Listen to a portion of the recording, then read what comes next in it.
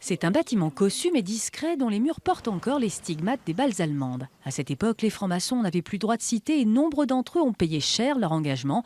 Aujourd'hui, cet engagement reste au cœur de la franc-maçonnerie et depuis près d'un siècle, ce temple est le lieu d'une réflexion sociétale nourrie et dynamique.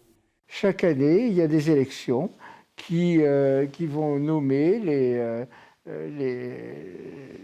frères qui vont s'occuper des différents offices.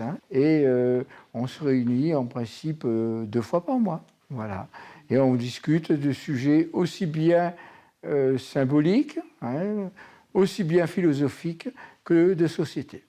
Dans ces lieux réservés aux seuls initiés, compas, équerre, pentagramme, crâne, pas un signe maçonnique ne manque.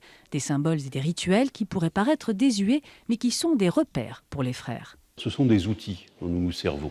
Alors ils nous indiquent la rectitude, ils nous indiquent l'égalité, ils nous indiquent un certain nombre de notions dont nous nous servons pour communiquer, pour penser, pour organiser notre pensée.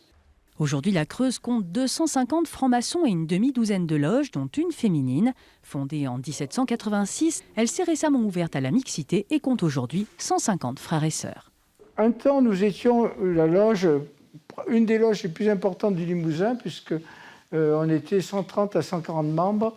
On venait juste après les artistes réunis qui devaient dépasser les 200 membres à l'époque. Avec une moyenne d'âge de 65 ans, la franc-maçonnerie creusoise est à l'image de la population du département.